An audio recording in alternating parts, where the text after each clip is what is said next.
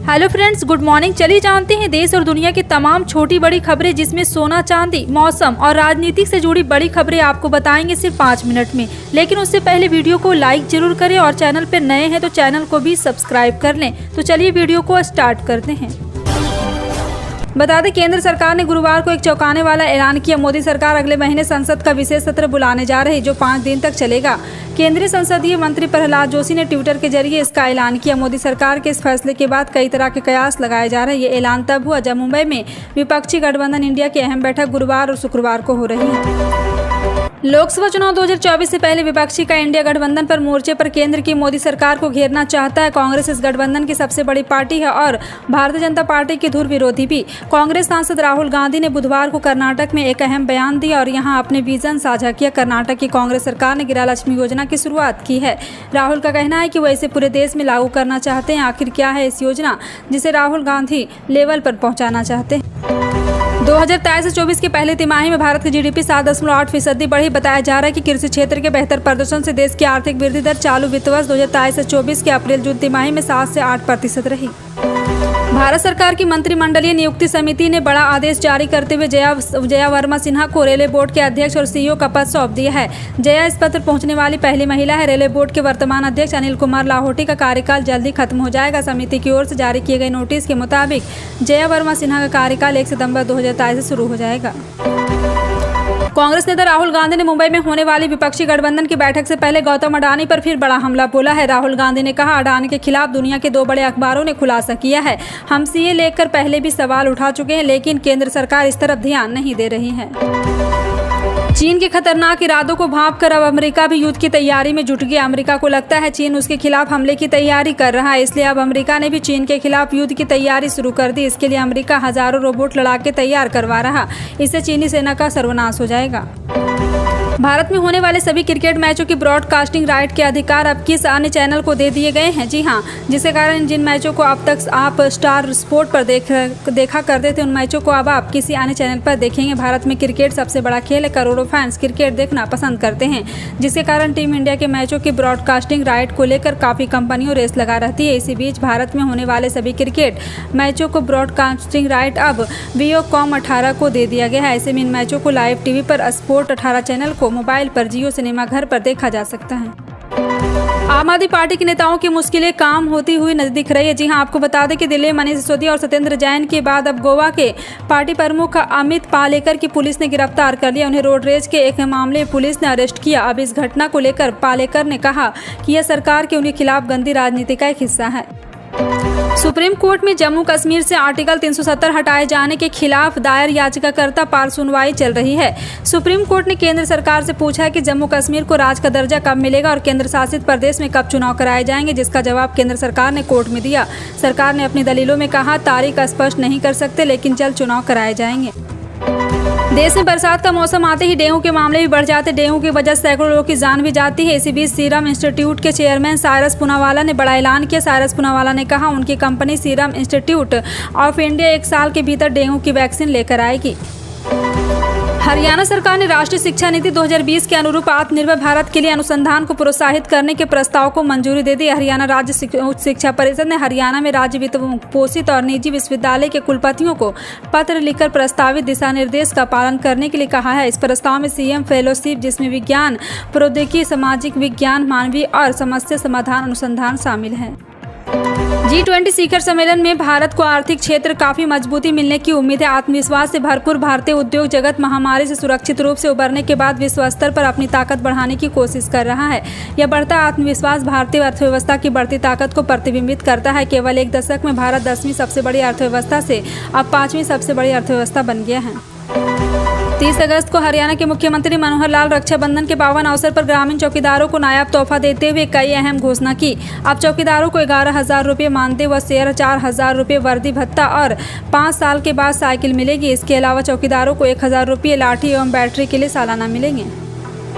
Social media platform पहले पर Twitter और जल्द ही बिना नंबर शेयर की ऑडियो वीडियो कॉल कर सकेंगे। कंपनी के मालिक एलन मस्क ने एक्स पर पोस्ट पर इसकी जानकारी दी। जी हां, आपको बता दें कि हाल ही में एक्स के डिजाइनर एंडिया कॉनवे ने एक पोस्ट में लिखा, अभी एक्स पर किसी को कॉल किया। इसके बाद से मीडिया रिपोर्ट में जल्द इस फीचर के ऐड होने को लेकर दावा किया जा रहा था। नॉर्थ कोरिया ने बुधवार को साउथ कोरिया के क्षेत्र में परमाणु हमले का अभ्यास किया। इसके लिए उन्होंने समुद्री इलाका में दो कम दूरी वाले बैलिस्टिक मिसाइल की भी टेस्टिंग की।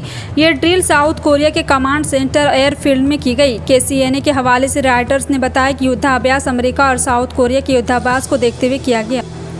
केंद्र सरकार ने घरेलू रसोई गैस सिलेंडर के दाम 200 रुपये घटाकर राहत दी। हालांकि आम आदमी की दूसरी सबसे बड़ी जरूरत पेट्रोल डीजल के दाम पिछले 15 माह से जस के तस हैं। सरकारी तेल कंपनियों ने आखिरी बार 21 मई 2022 को पेट्रोल पर 8 रुपये और डीजल पर 6 रुपये प्रति लीटर उत्पाद शुल्क घटाया था।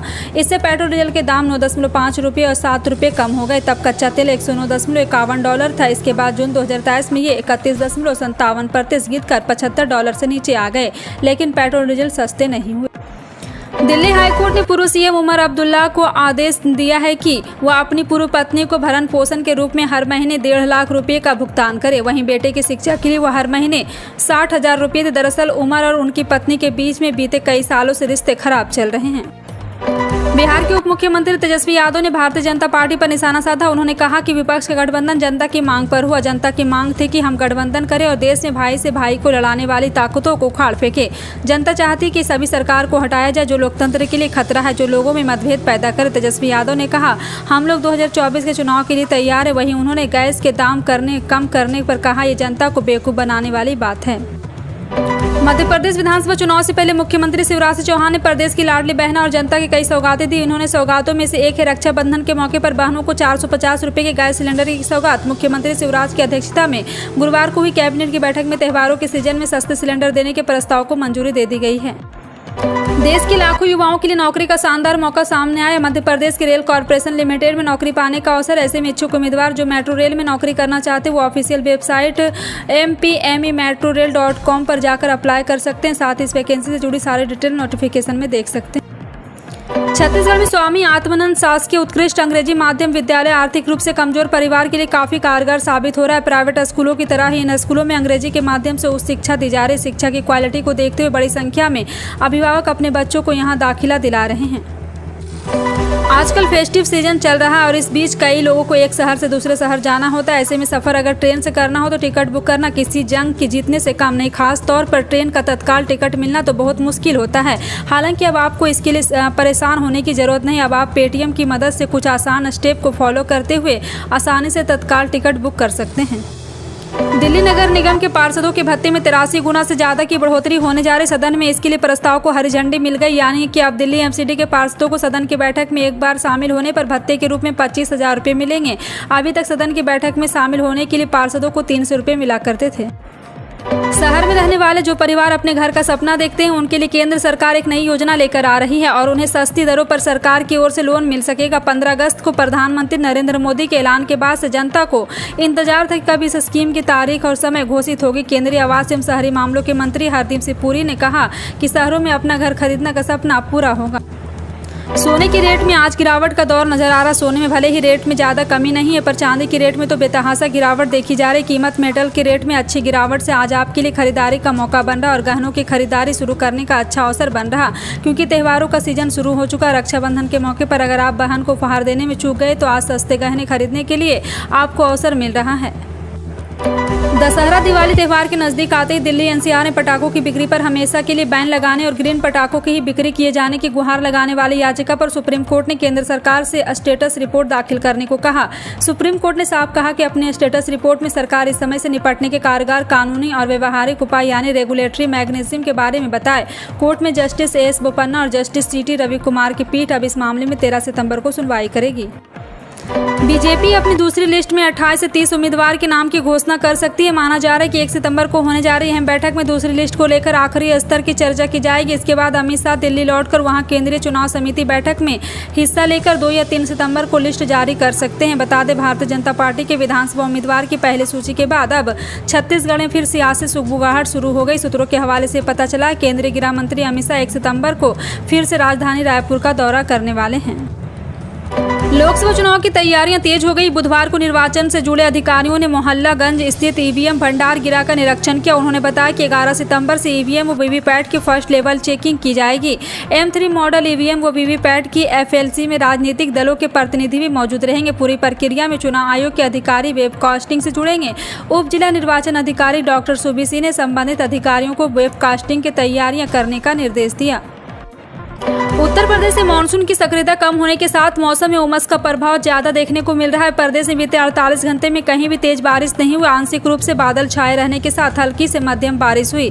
जी हां, आपको बता दें कि यूपी में उमस भरा गर्मी छाया हुआ है और साथ साथ रुक रुक कर बारिश होने की संभावना जताई गई थी, लेकिन यहाँ पर एक भी बूंद बारिश की नजर नहीं आ रही। और आपको बता दें कि इस गर्मी का कहर उत्तर प्रदेश और बिहार में लगातार जारी है, जिससे लोगों को काफी परेशानी का सामना करना पड़ रहा है। फिलहाल आपका इन सभी खबरों पर क्या कहना है, कमेंट सेक्शन में टाइप करके जरूर बताएं।